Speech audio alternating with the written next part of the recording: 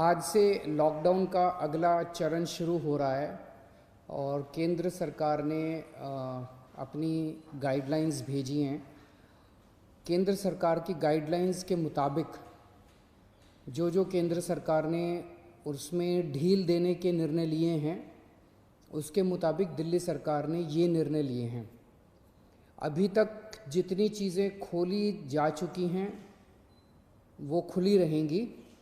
इसके अलावा बार्बर और सैलून की दुकानें खोलने का निर्णय लिया गया है। स्पा नहीं खोला जाएगा, अभी केवल बार्बर और सैलून की दुकानें खोली जा रही हैं। ऑटो, ई रिक्शा, ये जितने ग्रामीण सेवा, ये जितने व्हीकल्स हैं, इसमें एक दिक्कत आ रही थी। मान लीजिए हमने कहा भाई ऑटो में एक ही सवारी चलेगी एक बार में। अब एक परिवार से पति, पत्नी और एक बच्चा अगर घर से निकले तो अब वो पति अलग ऑटो में बैठेगा, पत्नी अलग ऑटो में और बच्चा अलग ऑटो में। इसकी वजह से कई जगह से सुझाव आए थे कि ये थोड़ा सा इम्प्रैक्टिकल हो रहा है। तो चूँकि केंद्र सरकार ने भी इसके ऊपर कोई रिस्ट्रिक्शन नहीं रखा है, तो इस किस्म के रिस्ट्रिक्शन हम भी हटा रहे हैं। केंद्र सरकार ने निर्णय लिया है कि रात को 9 बजे से सुबह 5 बजे तक एसेंशियल सर्विसेज को छोड़ के बाहर कोई नहीं निकलेगा। दिल्ली सरकार भी वो निर्णय लागू करने जा रही है।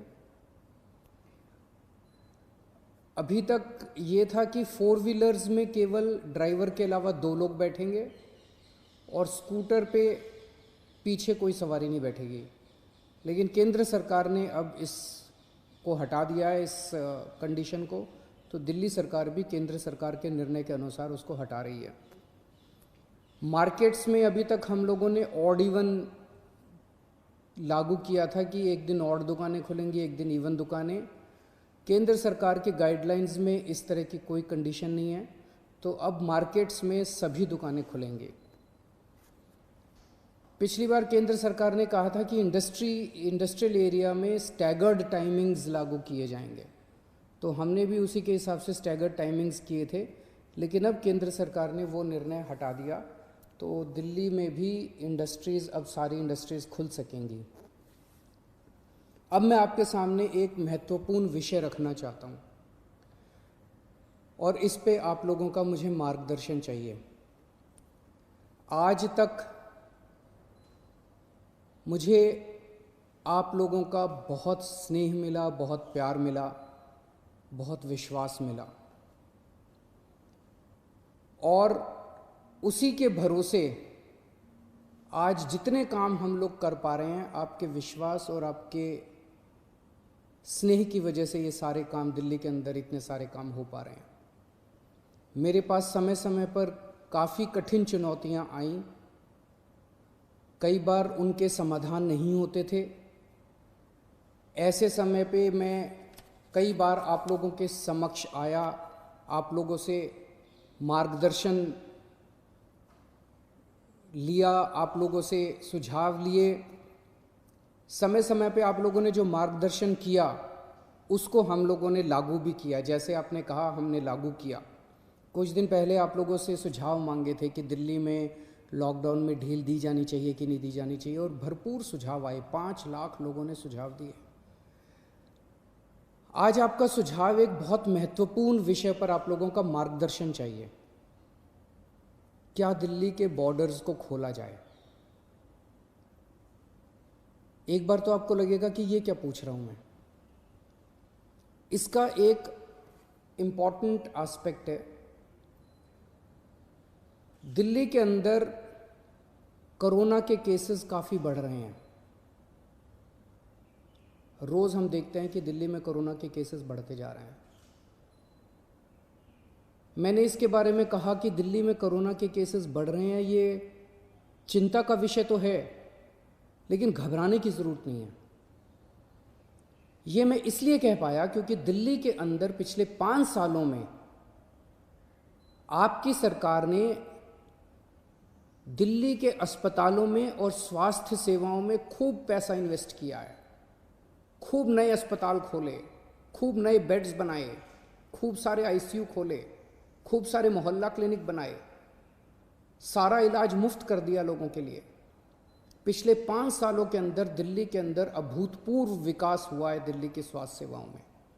आज उसी की वजह से, जब कोरोना की महामारी की वजह से देश के और दुनिया के कई हिस्सों के अंदर उनकी स्वास्थ्य सेवाएं बिल्कुल ध्वस्त हो गई, कोलैप्स कर गई, आज दिल्ली में बढ़ते हुए केसेस के बावजूद आपका मुख्यमंत्री आपको विश्वास दिलाता है कि अगर आपके घर में कोरोना हो गया तो चिंता मत करना, आपके लिए बेड है, हमने आपके लिए बेड का इंतजाम कर लिया है।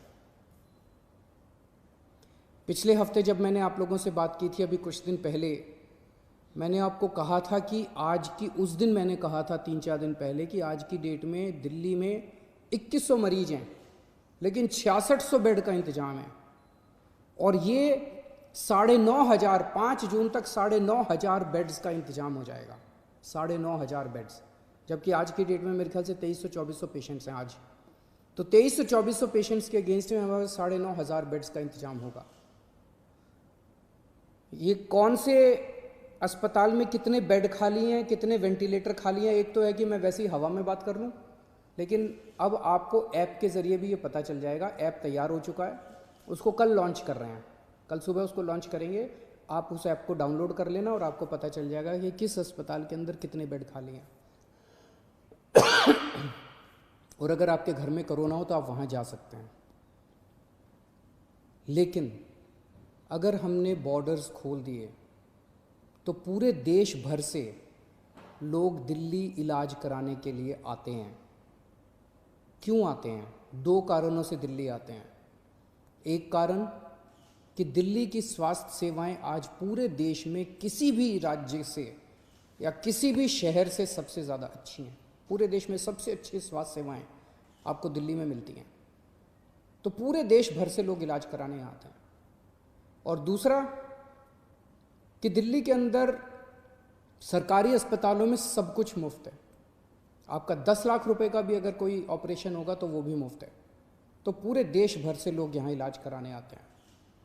जैसे हम बॉर्डर्स खोलेंगे, देश भर से लोग अपना इलाज कराने के लिए दिल्ली में आएंगे।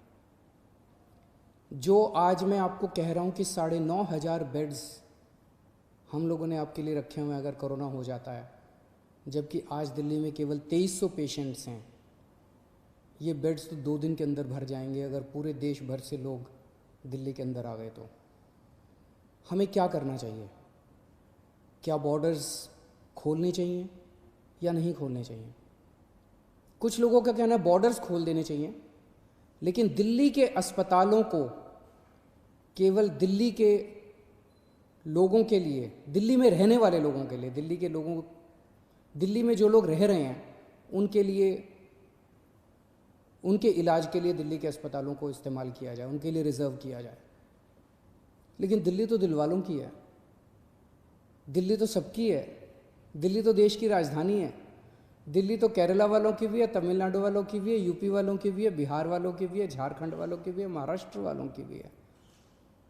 दिल्ली तो आज तक सबका इलाज करती आई है, फिर दिल्ली मना कैसे कर सकती है किसी का इलाज करने के लिए? तो कुछ लोगों का सुझाव है कि जब तक कोरोना है तब तक के लिए कम से कम दिल्ली के अस्पतालों में केवल दिल्ली में रहने वाले लोगों का इलाज होना चाहिए। क्या होना चाहिए? बहुत सारे सुझाव हैं। मुझे आपसे मार्गदर्शन चाहिए और हमें क्या करना चाहिए। आप हमें इस बारे में सुझाव भेजें। शुक्रवार को 5 बजे तक आपके सुझावों का इंतज़ार रहेगा। आप मुझे अपने सुझाव व्हाट्सएप कर सकते हैं। व्हाट्सएप नंबर है 8800007722। व्हाट्सएप नंबर है 8800007722।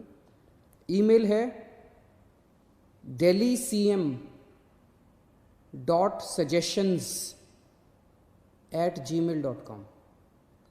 ईमेल है delhi.cm.suggestions@gmail.com। और अगर आपके पास व्हाट्सएप नहीं है, अगर आपके पास ईमेल नहीं है, तो आप इस नंबर पे फ़ोन कर सकते हैं और अपना सुझाव छोड़ सकते हैं, आपकी आवाज़ रिकॉर्ड हो जाएगी। 1031 डायल कीजिएगा, आप अपने सुझाव छोड़ सकते हैं। फ़िलहाल 1 हफ्ते के लिए हम दिल्ली के बॉर्डर सील कर रहे हैं। एसेंशियल सर्विसेज जारी रहेंगी। सरकारी ऑफिसर्स जो हैं वो आई कार्ड के बेसिस पे आ जा सकेंगे, पास लेकर आया जाया जा सकेगा। तो फ़िलहाल 1 हफ्ते के लिए हम अपने बॉर्डर सील कर रहे हैं। उसके बाद जो सुझाव आएंगे, जो आप मार्गदर्शन करेंगे, जो आप जैसा कहेंगे, सभी के सुझावों के आधार के ऊपर हम एक्सपर्ट से भी बात करेंगे और भी बहुत सारे लोगों से बात करेंगे। उसके आधार पर अगले हफ्ते फिर इसके बारे में एक ठोस निर्णय ले पाएंगे। नमस्कार।